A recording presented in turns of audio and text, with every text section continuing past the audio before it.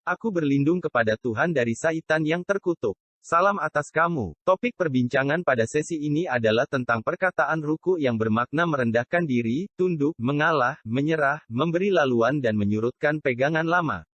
Dua ayat pertama melambangkan satu hub untuk menunjukkan tahap individu patuh kepada arahan pencipta. Surah 2, 125, dan ketika kami menjadikan baiti itu tempat berkumpul bagi manusia dan tempat yang aman. Dan ambillah dari makam Ibrahim suatu kaitan bergabung. Dan telah kami perintahkan kepada Ibrahim dan Ismail, bersihkanlah baitiku untuk orang-orang yang tawaf, yang setia, yang merendahkan diri dan yang sujud. Surah 22, 26, dan ketika kami memberikan posisi kepada Ibrahim di Baitullah. Janganlah kamu memperserikatkan sesuatu pun dengan aku dan sucikanlah baitiku ini bagi orang-orang yang tawaf, dan orang-orang yang menegakkan dan orang-orang yang tunduk dan sujud. Seterusnya, kita akan mengaji ayat yang menyeru manusia untuk menjalankan arahan Tuhan. Surah 77, 48, dan apabila dikatakan kepada mereka, mengalah, niscaya mereka tidak mau mengalah.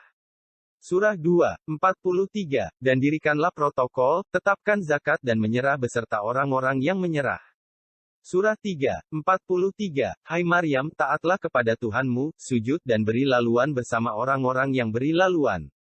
Surah 22, 77, Hai orang-orang yang beriman, rukuklah, sujudlah kamu, berkhidmatlah kepada Tuhanmu dan berbuatlah kebajikan, supaya kamu mendapat kemenangan. Dua ayat seterusnya adalah tentang ciri-ciri orang yang menjadi sekutu orang beriman. Surah 5, 55, Sesungguhnya penolong kamu hanyalah Allah, Rasul-Nya, dan orang-orang yang beriman, yang mendirikan protokol dan tetapkan zakat, seraya mereka tunduk. Surah 9, 112. Mereka itu adalah orang-orang yang bertaubat, yang berkhidmat, yang memuji, yang memajukan, yang surut, yang sujud, yang menyuruh berbuat ma'ruf dan mencegah berbuat munkar dan yang memelihara hukum-hukum Allah. Dan gembirakanlah orang-orang mukmin itu. Ayat seterusnya menunjukkan pertukaran status dan ayat yang akhir membentangkan kesan-kesan orang yang merendahkan diri terhadap arahan Tuhan dan orang yang tidak merendahkan diri.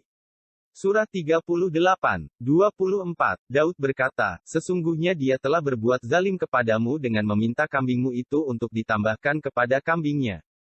Dan sesungguhnya kebanyakan dari orang-orang yang berserikat itu sebahagian mereka berbuat zalim kepada sebahagian yang lain, kecuali orang-orang yang beriman dan mengerjakan amal yang saleh, dan amat sedikitlah mereka ini. Dan Daud mengetahui bahwa kami mengujinya, maka ia meminta ampun kepada Tuhannya lalu menyungkur menyerah dan bertaubat. Surah 48, 29, Muhammad itu adalah utusan Allah dan orang-orang yang bersama dengan dia adalah keras terhadap orang-orang kafir, tetapi berkasih sayang sesama mereka. Kamu lihat mereka berundur dan sujud mencari karunia Allah dan keridaannya, tanda-tanda mereka tampak pada muka mereka dari bekas sujud.